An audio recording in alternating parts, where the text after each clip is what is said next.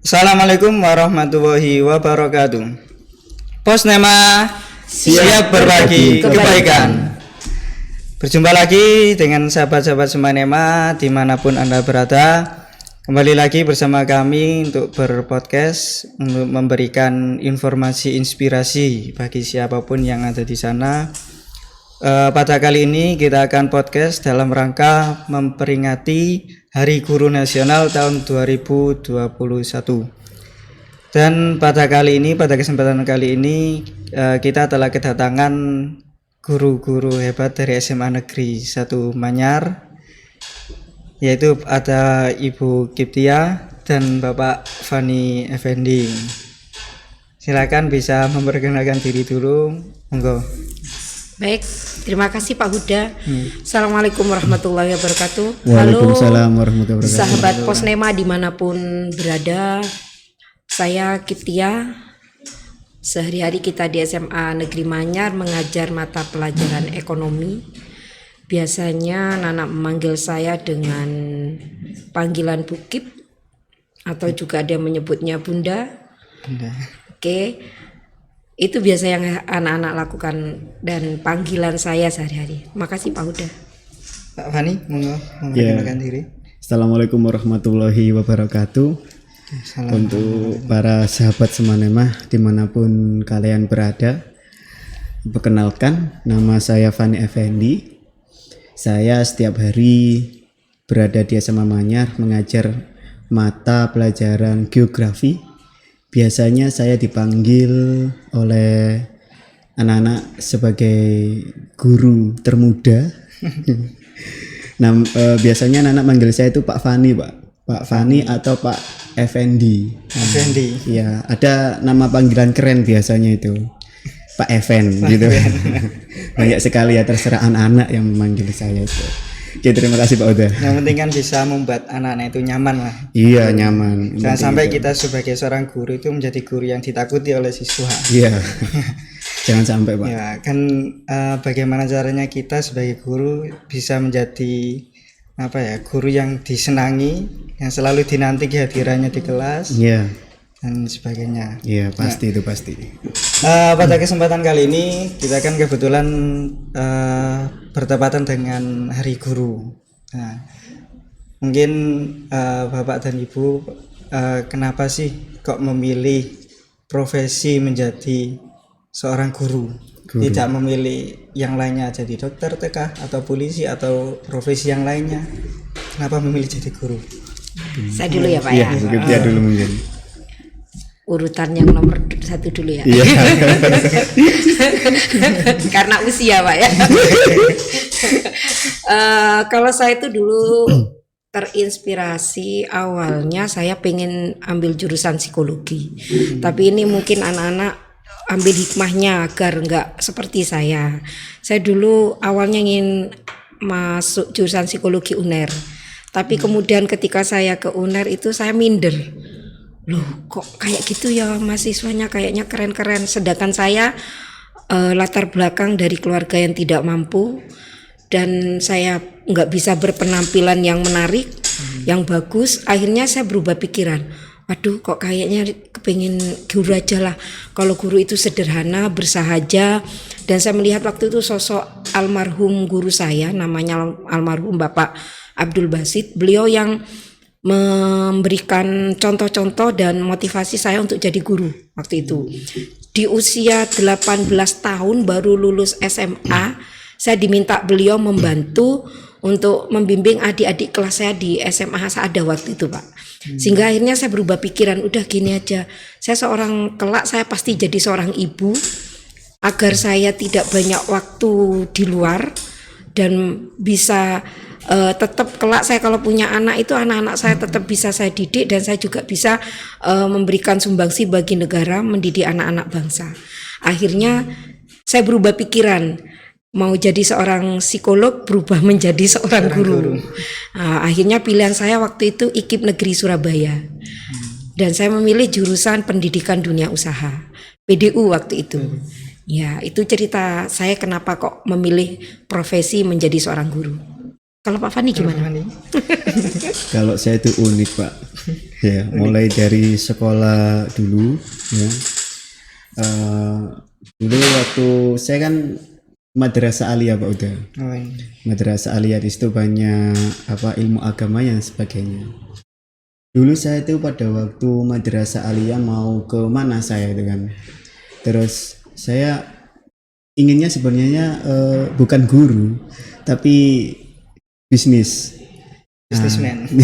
Pengusaha. Iya, pengusaha. Saya itu dulu cita-cita saya itu menjadi pengusaha.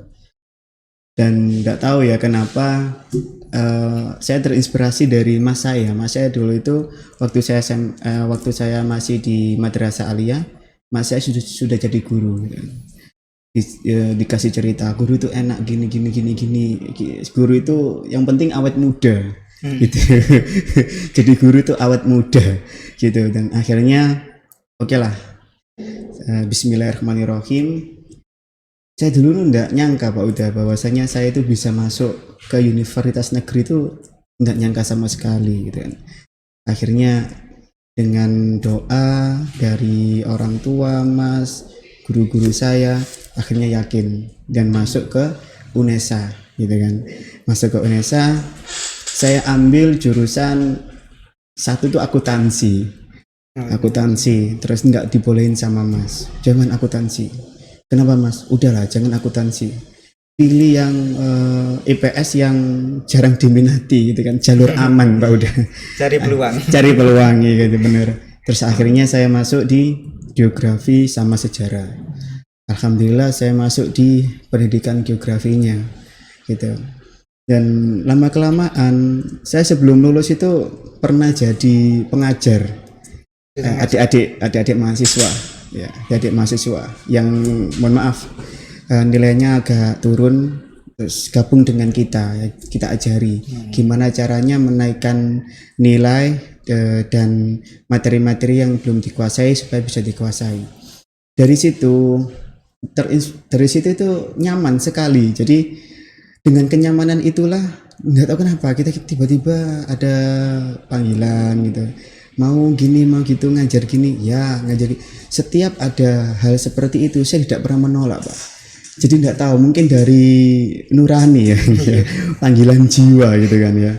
Jadi seperti itu. Jadi tidak menyangka bahwasanya saya hari ini menjadi guru, itu tidak menyangka saya. Ya itu Pak udah. Jadi alhamdulillah lah, apapun profesinya yang penting kita itu bisa mengabdi untuk bangsa dan negara ya. Itu cita-cita yang paling luar biasa bagi saya. Dan guru itu amalan yang sangat bagus dan amal jariah lillahi ta'ala ya kan. Akhiratnya itu luar biasa. Begitu Pak. Iya, profesi guru kan nggak semua orang itu bisa. Iya. Karena kan perlu ketekunan, ketelatenan untuk menghadapi anak-anak, mengajari anak untuk mereka menjadi sukses dan lain sebagainya. Iya. Karena ketika kita menjadi guru itu ada kebanggaan tersendiri ketika melihat anak didik kita itu menjadi sukses. Iya. Ya itu memang guru itu kalau kita melihat anak-anak kita sukses itu bukan berarti kita itu apa Pak ya, tapi kita tuh merasa bangga ya Allah, alhamdulillah bisa mengantarkan anak-anak sukses. Minimal kita bisa memberikan bekal pada waktu sekolah untuk kesuksesan anak itu, walaupun hanya beberapa persen.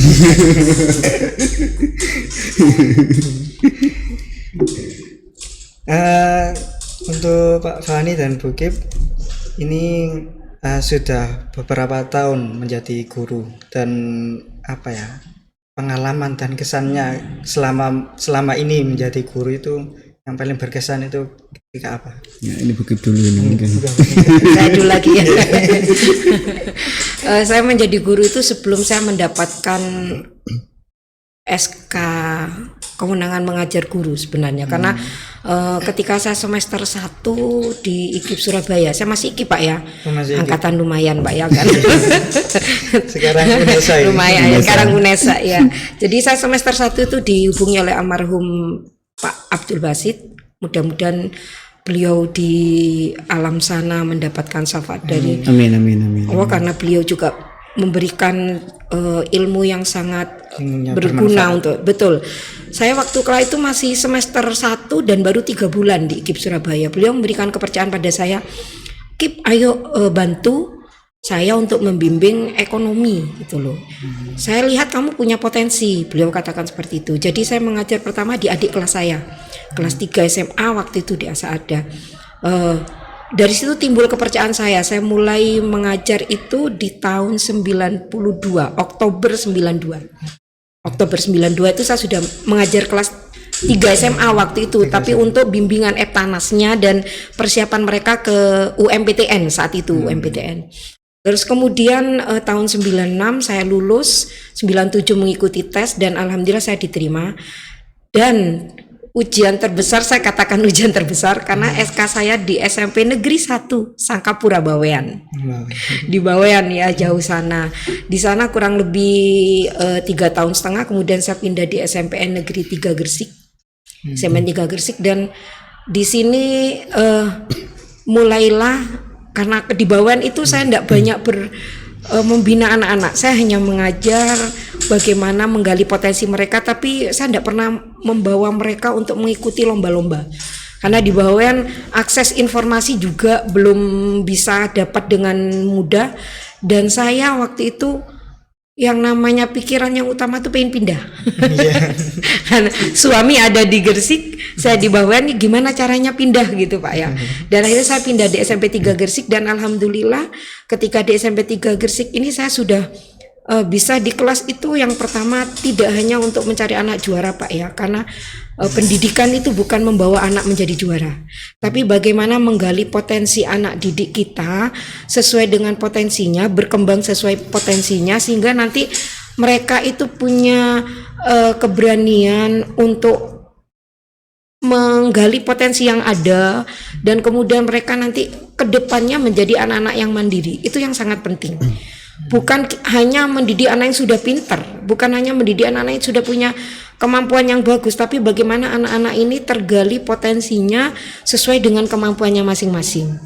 Nah, di sini saya mulai banyak berkecimpung dari kegiatan baik di koperasi siswa, di karya tulis, bahkan 2010 itu saya dipercaya oleh Dinas Pendidikan Kabupaten Gresik untuk membina Olimpiade Sains IPS. Jadi pertama kalinya IPS itu jadi masuk Olimpiade di Indonesia 2010.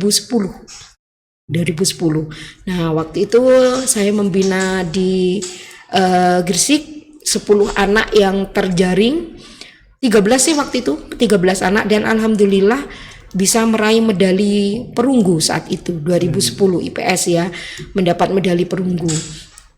Tahun berikutnya juga alhamdulillah masih perunggu lagi. Terus kemudian di SMP 3 juga anak-anak, bahkan saya berkecimpung di anak-anak dunia sepak bola Pak. Sepak bola juga. Iya, SMP 3 waktu itu bersama almarhum Pak Adi Mulyo, kepala sekolah kita, dan kebetulan suami saya sendiri pemain Petrokimia Putra waktu itu, dan berhasil membawa piala presiden ke Gresik. Dan alhamdulillah akhirnya saya bermuara di SMA Manyar. 2012 saya pindah ke SMA 1 Manyar ini. Kemudian di SMA Manyar ini banyak pengalaman yang sangat saya dapat, karena mulailah potensi saya di pembelajaran itu tergali. Termasuk di 2014 akhirnya alhamdulillah saya terpilih menjadi instruktur nasional untuk ekonomi. Di Gresik waktu itu akhirnya saya di Jawa Timur meraih peringkat 2 waktu untuk instruktur nasional ekonomi. Nah, 2015 setelah UKG, 2016 saya dipanggil menjadi narasumber untuk guru pembelajar di tingkat nasional. Ya, alhamdulillah di Jakarta. Kemudian lanjut 2017-nya juga kembali saya dipanggil sebagai narasumber untuk guru program PKB waktu itu. Dan ketika di Klat PKB saya juga meraih peringkat 1 itu di Malang, dan belajar terus dan belajar sampai akhirnya saya berbagi dengan teman-teman di instruktur nasional, baik itu di Makassar, kemudian bahkan sampai ke Aceh Pak ya, ke Aceh. Di Simelui saya berbagi dengan teman-teman guru di Aceh. 2019 mendapatkan ini yang sangat berkesan bagi saya selama menjadi guru biasa, guru yang tidak punya prestasi yang membanggakan, tapi alhamdulillah dapat rezeki untuk belajar bersama 32 guru IPS se-Indonesia. Itu kita diklat selama 3 minggu di Universitas di Melbourne ya, di Monash University di Melbourne. Selama 3 minggu saya belajar bagaimana menjadi guru yang mencintai anak didiknya berdasarkan semua potensi yang mereka miliki, tidak membedakan mereka yang gimana, siswa yang kemampuannya low, yang sedang, yang tinggi, itu semua punya hak untuk berkembang. Lah ini yang paling berharga bagi saya, ilmu ini, sehingga saya bisa menjadi guru yang semakin mencintai profesi saya. Saya bawa ke Indonesia, saya coba di sekolah, sehingga nanti anak-anak juga punya kesempatan, semua punya kesempatan untuk belajar menjadi lebih baik. Nah itu pengalaman saya Pak. Sebenarnya banyak yang nggak bisa diceritakan satu persatu. Karena sudah sekarang mungkin kalau saya lihat dari 92 sampai 2021 udah berapa tahun Pak ya? Lama sekali. Lebih dari 25 tahun Pak ya. Lebih dari 25 tahun. Karena itu profesi ini menjadi kebanggaan bagi saya. Insya Allah mudah-mudahan seperti kata Pak Fani, mudah-mudahan ilmunya bermanfaat. Kelak bisa menolong saya. Mungkin dosa saya nggak bisa dihitung Pak ya. Mudah-mudahan dengan itu bisa membantu saya, membantu juga semua anak-anak bangsa kita. Karena guru ini adalah profesi yang mulia. Itu Pak udah pengalaman saya dan yang paling berharga. Kalau Pak Fani pengalamannya? Saya baru saja menjadi guru. Kalau begitu ya kan 192 saya belum lahir itu. Jadi pengalaman saya menjadi guru saya baru-baru saja ya Pak ya, menjadi guru milenial. Iya. Ya terutama saya banyak belajar kepada guru-guru yang sudah senior. Termasuk Bu Kiptia ini mentor saya Pak. Iya, mentor saya. Jadi apa namanya, kalau saya enggak tahu sama Pak Ali ya? Iya, sama Pak Ali Tamam. Sama Pak Ali Tamam itu luar biasa. Kalau saya Pak gini, oh nanti gini nanti gini gitu. Itu pembelajaran yang secara langsung Pak bagi saya, kan masih muda ya. Masih perlu sekali banyak belajar gitu kan. Nah, saya berada di SMA Negeri 1 Manyar ini baru-baru saja. Ya sekitar 4-5 lah gitu kan, 5 tahun itu kan sangat muda sekali gitu. Ya alhamdulillah setelah lulus kuliah langsung ada di sini gitu. Alhamdulillah selama itu saya ya alhamdulillah ya mengantarkan anak ke nasional, KSN kabupaten ke provinsi, dan tahun ini ke nasional dan dapat medali perunggu. Itu sangat terkesan bagi saya, dan saya nggak percaya bahasanya luar biasa gitu. Itu apa namanya, yang pintar bukan saya Pak, yang pintar itu adalah anak saya gitu kan ya. Ya alhamdulillah gitu kan. Support dari teman-teman sesama guru yang berada di SMA Negeri 1 Manyar ini sangat luar biasa gitu kan Pak. Pokoknya selama saya menjadi guru saya akan terus belajar kepada guru-guru yang sudah menorehkan sejumlah prestasi bahkan tidak bisa dihitung lagi, dan saya ingin menjadi seperti itu Pak gitu. Selain mendidik anak-anak bangsa, saya juga ingin membangun prestasi yang membanggakan, terutama bagi sekolah dan bagi nusa dan bangsa. Saya seperti kayak begitu tadi ke Australia loh Pak. Bayangkan ini ke Australia. Saya tidak pernah membayangkan kalau saya ke sana gimana gitu kan. Saya dulu juga nggak pernah membayangkan.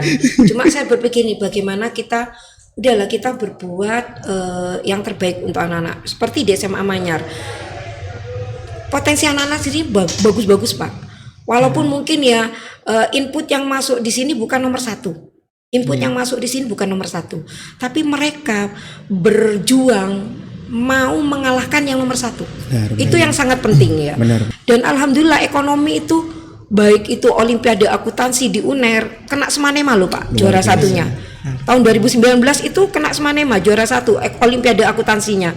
Kemudian untuk kita ikut Cerdas Cermat Bank Indonesia kita juara 2. Kemudian Olimpiade Ekonominya di UB, di UNER kita juara loh Pak. Kebanggaan kita adalah anak-anak ini tidak harus dengan bibit yang super.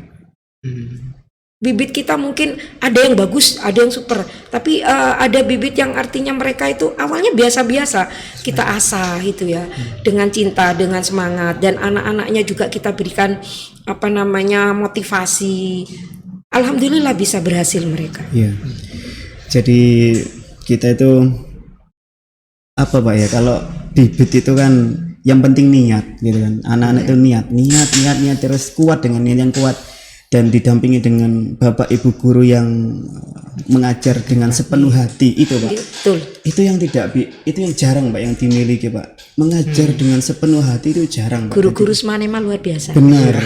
Baik, betul banget. Guru-guru di SMA Luar biasa. Manyar itu semua guru punya potensi yang bagus, punya semangat yang baik, punya apa ya Pak ya? Wes saling berbagi Pak ya. Saling berbagi. Kekeluargaannya sangat besar, sangat bagus. Luar biasa Pak Uda. Dan juga Posnema ya. Posnema luar biasa juga ini. Dari semangat para guru-guru untuk mengembangkan sekolah ini bisa lebih baik lagi. Iya, walaupun kita kan berada di zaman milenial Pak. Iya. Jadi hal yang seperti ini itu harus ditingkatkan. Yang sangat penting juga dukungan dari Ibu Kepala Sekolah. Benar. Ya, Beliau sangat mendukung bagaimana ketika kita menyampaikan ini siswa kita masuk, beliau apresiatif. Bahkan kita siap doain Bu, sampaikan aja. Kalau memang anak-anak ada lomba ada apa, sampaikan, kita akan mendoakan gitu ya. Dan selain itu juga dukungan dari dari semua ya Pak ya, dari semua, dari semuanya. Kemarin pun KSN kita ya, tim IT ya. Wow, luar biasa. Semua di sini kerjasama. Insya Allah kalau ini terus kita bangun, kerjasama ini kita bangun dari semuanya. Jadi kalau ada lomba pun ini bukan hanya milik guru geografi Pak Fani, bukan semuanya. Ekonomi bukan Bu Nurul Wahyu, tapi milik SMA Manyar. Insya Allah akan semakin bagus itu, semakin bagus. Luar biasa, guyub rukun salawase Pak. Karena bagaimanapun kita kan akan membawa nama SMA Negeri Satu Betul Manyar. Pak, betul. Jadi bagaimanapun caranya bukan milik si A si B, satu guru, dua guru, satu siswa, tapi milik kita bersama. Jadi kita ketika ada kegiatan, terutama kemarin kan pada masa pandemi, nah itu kan membuat proses pembelajaran kan berbeda. Betul. Yang asalnya kita belajar Ketemu secara langsung. tatap muka gitu langsung bisa sharing ngobrol ngajar dengan cara langsung, kita dipaksa harus dengan online dan dengan metode yang berbeda dari sebelumnya. Itu kan kita juga butuh belajar lagi. Nah, mungkin gimana pengalamannya ketika proses adaptasi di pembelajaran yang online selama pandemi? Nah ini gantian Pak Fani dulu. Oke. Kesannya bagaimana? Pastinya kan berbeda. Saya harus mohon izin dulu. Izin Bu. Oke. Untuk pembelajaran secara online ini menurut saya ya ini kunci untuk, bukan suatu kelemahan ya kan. Ini adalah suatu keunggulan, dan bagi saya itu bukan kelemahan tapi keunggulan. Jadi alhamdulillah bangsa negara Indonesia sudah bisa melakukan pembelajaran secara online gitu kan. Jadi tidak terbatas antara tempat, yang penting sinyal. Ya, jadi pembelajaran online itu sangat asik ya Pak Uda. Kenapa yang sangat asik itu? Satu, kita bisa memperlihatkan media secara real. Kalau dalam geografi saya pernah itu pembelajaran online itu, saya ada di Lumpur Lapindo. Jadi bukan video langsung Pak, ini Zoom di Lumpur Lapindo itu. Nah itu, ini anak-anak Lumpur Lapindo itu seperti ini. Tapi kan anak-anak nggak merasakan gitu kan. Tapi kan mereka tahu bahwasanya Lumpur Lapindo itu kayak gini gitu kan. Air terjun, ini anak-anak air terjun gitu kan. Ini tak jelasin gitu Pak. Jadi tidak membatasi tempat. Jadi pembelajaran itu secara real gitu loh. Tapi anak-anak lihat Zoom itu, lihat layar kaca. Andai kan kalau datang langsung malah lebih baik gitu. Tapi ini bukan suatu kemunduran dalam dunia pendidikan. Kalau menurut saya, apalagi yang milenial saat ini adalah suatu kemajuan dalam pendidikan kita. Berarti kan kalau kita sudah tidak era pandemi lagi, kita punya dua itu model. Satu model secara offline atau langsung, yang dua model secara online. Dan online itu tidak membatasi kita berada di sekolah itu. Kita bisa belajar dengan teman-teman yang berada di luar negeri juga, Pak. Ya, pernah kita lakukan juga seperti itu. Iya, Pak. Ya, itu asiknya pembelajaran online, Pak. Tidak membatasi tempat. Iya. Kalau Bukit pengalamannya sebenarnya hampir sama, Pak ya.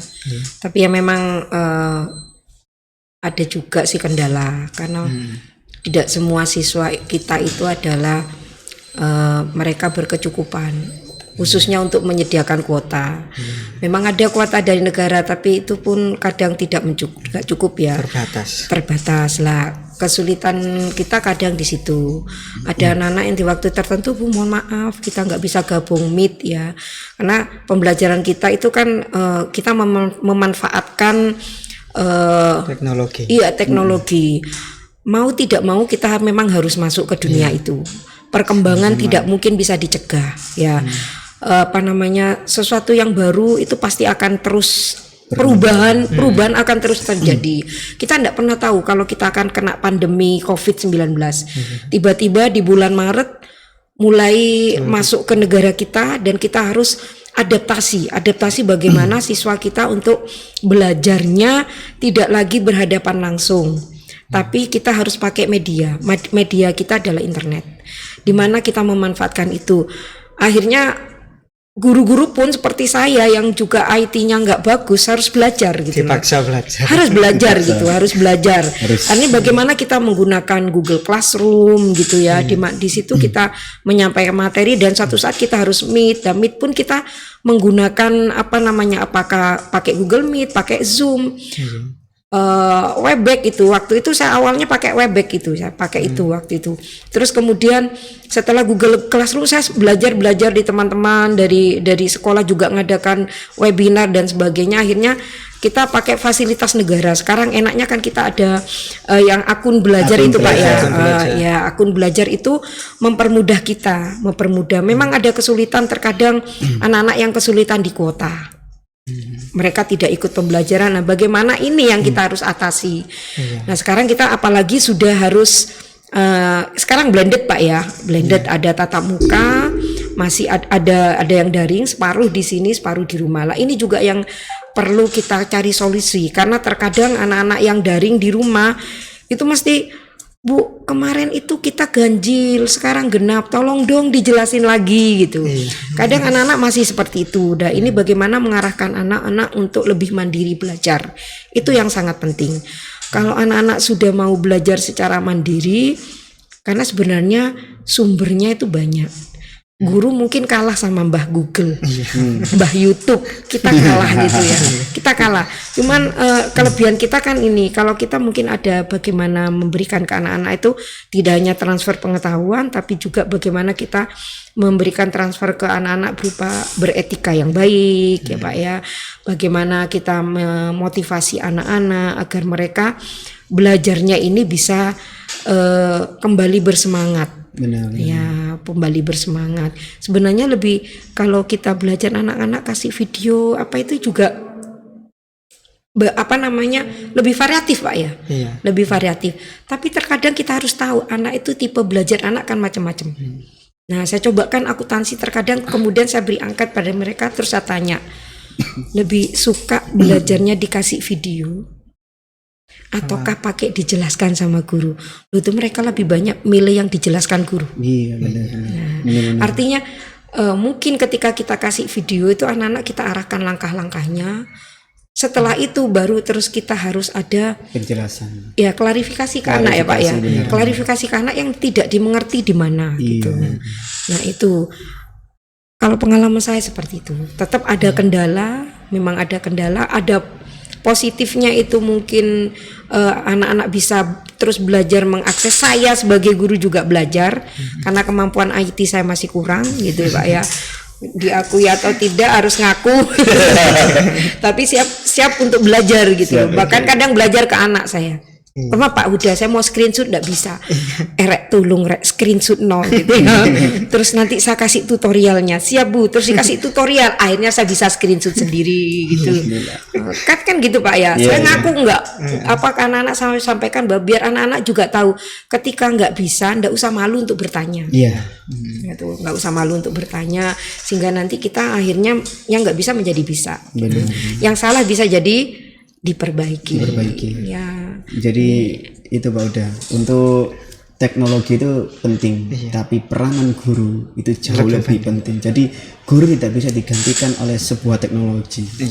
Apalagi Mbak Google Pak ya. Mbak Google boleh pinter. Tapi lebih pintar gurunya. Tapi untuk penerapan sikap perilaku, kesuksesan itu tidak hanya diukur dari pengetahuan Pak, tapi kesuksesan itu bisa diukur dari banyak Pak ya indikatornya. Dan salah satunya ya, peranan guru itu sangat penting sekali. Iya, begitu Pak. Kalau boleh tanya balik nih, yang ini bener. kan beliaunya juga guru ya. Iya. Nah, Sekarang Pak tanya Huda kan keras. juga guru, ada guru agamanya, terus mungkin nanti juga harus dituntut jadi guru KWU. Nah, bagaimana kalau gitu Pak Huda? Untuk Pak Uda nih, bagaimana kesan-kesannya? Jadi harusnya kita tanya ya, Bu. Nah, Iya. harus sekali-kali Pak ya. Iya, sekali. Kan biasanya harus kan yang tanya. Iya balik. Gak apa-apa Pak Uda, gak apa-apa Pak Uda. Jadi untuk masa pandemi kan kita nggak bisa memungkiri ya, perkembangan teknologi saat ini kan semakin berkembang. Betul. Dan dengan adanya pandemi kemarin memaksa kita untuk belajar lebih lagi. Karena kan walaupun kita sudah menjadi guru, bukan berarti kita sudah berhenti belajar. Betul banget. Karena untuk belajar kan dari dalam kandungan sampai ke liang lahat. Betul Pak. Jadi nggak ada kata berhenti untuk belajar. Walaupun kita sudah jadi guru pun, dan guru apa yang kita tanya kalau kita nggak tahu pun pada siapapun bisa. Nggak harus kita tanya ke guru kita. Kita tanya ke murid pun boleh. Kalau memang kita nggak mampu atau belum paham lah. Karena kan belum tentu semua ilmu itu lebih pandai gurunya. Mungkin siswanya bisa lebih pandai. Nah, dan dengan teknologi ini kan membuat kita belajar dalam teknologi.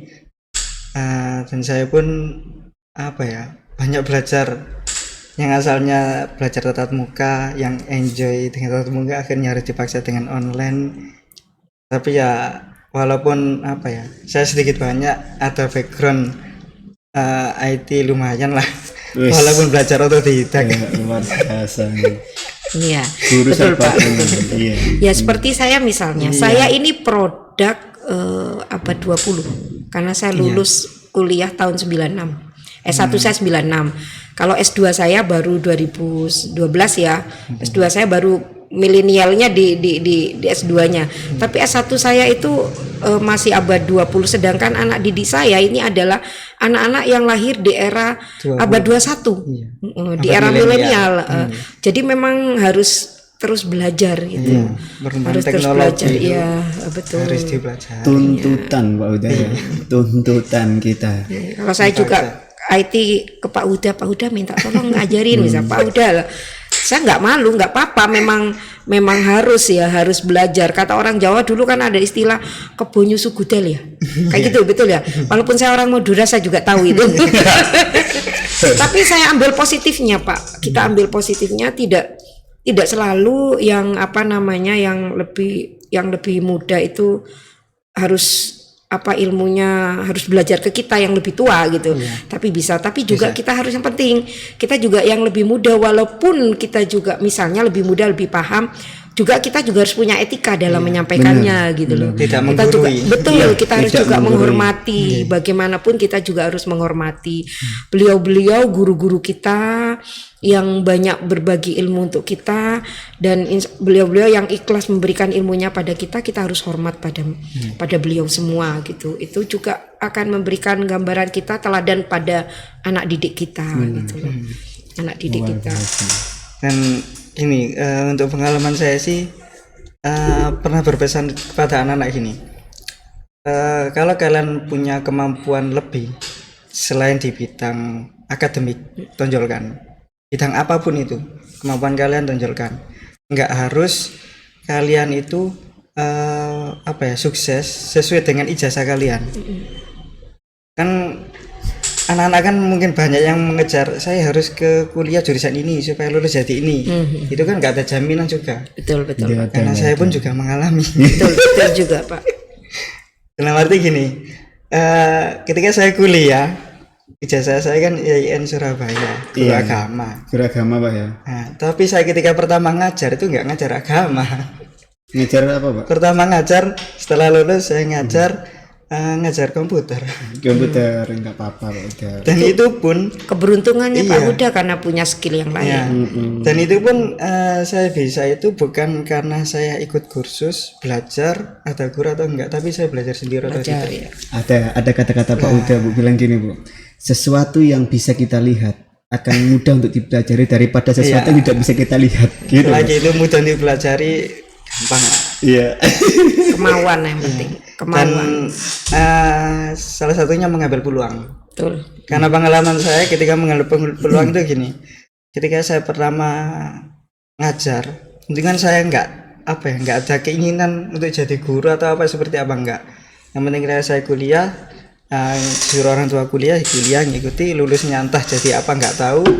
Ketika lulus saya melamar pekerjaan di bidang pendidikan dan non pendidikan. Yang penting dalam hati saya, kalau saya diterima di bidang pendidikan berarti saya ditakdirkan jadi guru. Itu aja. Ternyata kok ditakdirin jadi guru, diterima di pendidikan. Tahu-tahu gitu Pak ya. Tapi ya itu pertama ngajar tuh nggak jadi guru agama. Tapi kan asik. Jadi guru itu kan Iya. asik. Asik. Ternyata setelah dijalani ya asik juga. Jadi guru itu awet muda Pak. Iya. Mm-mm. Jadi apa yang penting itu kita bisa membaca peluang mana yang baik dengan kemampuan yang kita miliki. Jadi jangan hanya mengandalkan ijazah yang dimiliki. Betul. Walaupun saya ijazah IAIN atau agama kependidikan Islam, tapi saya bisa Mengajar ngajar KWU. komputer Oh, kamu. saat itu Tak kira pertama KWU. kali. Tak kira KWU Bu. Ya. Next time. Next time ya. Dan itu pun ada Jadi ceritanya. asik ya obrolan kita untuk memperingati Hari Guru ini. Iya. Saling berbagi pengalaman.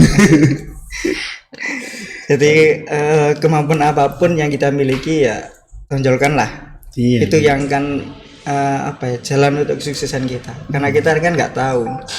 Karena waktu saya pertama ngajar nggak langsung diterima jadi guru, tapi dites dulu. Dites dulu sesuai dengan bidangnya. Jadi ketika pertama mau ngajar itu dites. Ngajar apa, guru apa, mapel apa. Kalau matematika kasih soal matematika. Penjas kasih soal penjas, ekonomi kasih soal ekonomi, bahasa Inggris kasih soal bahasa Inggris. Ketika saya ditanya, tak lihat Pak guru apa, tak lihat sekeliling, PAI sudah ada 2, komputer belum ada. Saya ambil peluang, ditanya komputer, dilihat ijazahnya, loh ya yang Surabaya, nggak ada kaitan dengan komputer. Oh iya Bu, itu hanya jurusannya, tapi saya bisa. Gitu. Akhirnya saya dikasih soal komputer, saya kerjakan selesai. Tetet gitu Pak. Hanya dengan tetet. Iya. Akhirnya ketika saya punya kemampuan di bidang itu saya tonjolkan. Akhirnya kan dari tes tulis itu lolos. Terus yang kedua micro teaching juga bingung. Saya nggak pernah ngajar komputer. Pas praktik PPL juga ngajar agama. Iki apa ngajar. Akhirnya saya pikir gini, Pak saya pinjam CPU 1 di lab. Akhirnya dipinjami buat praktek ngajar teori selesai. Akhirnya ketika micro teaching kan ada 10 dan saya termasuk itu. Terus PAI kalau nggak salah ada 3. Saya sudah mikir ini kalau saya kemarin ngambil PAI nggak mungkin lolos. Dalam artian di situ kan ada kebetulan juga ada alumni IAIN juga. Saya tahu kakak kelas saya kemampuan agamanya lebih lah dari saya, anak pondokan. Oh, gitu. Akhirnya saya ambil peluang itu. Setelah micro teaching, tes wawancara pun ditanya, Pak bisa apa, bisa ini. Akhirnya lolos 3, yang terima 3, saya komputer, satunya PAI sama matematika 1. Gitu. Jadi Ya, kan Pak, kita ambil peluang. Keluar. intinya sebenarnya semua manusia itu dilahirkan pasti dia punya potensi. Iya. Tidak mungkin tidak punya. Lah di mana yang dimiliki ini ya potensinya ketemu. Nah, Nah, ini akan bisa diasah. Itu dan di situ saya dapat luar titel biasa. baru. Ya, luar biasa ya. Dapat titel baru tanpa kuliah. Apa kuliah? Iya, itu malah lebih bagus. Iya. Pak. Kuliah saya kan ijazah kan SPDI, SPDI. Sarjana Pendidikan Islam. Ketika ngajar komputer ditulis Eskom. Iya, nggak apa-apa itu. Ijazah dapat titel tambah belajar tambah kuliah. Ketika saya bilang, "Loh Pak, saya bukan Eskom, SPDI." Orang tambah dulu, "Kok bisa Pak ngajar komputer?" Gitu.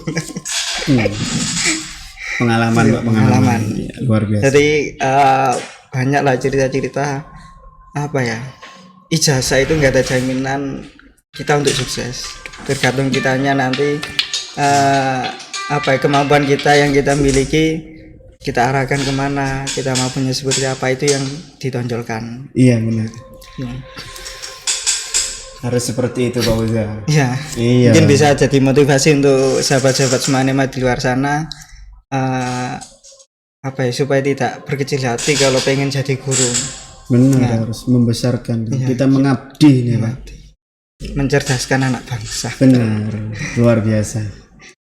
Ya, mungkin nggak terasa sudah sedikit lama, mungkin ada pesan atau apa ya, kata-kata penutup lah untuk dari Bu Kipia dan Pak Fani di hari guru, Tahun di hari guru tahun 2021 ini.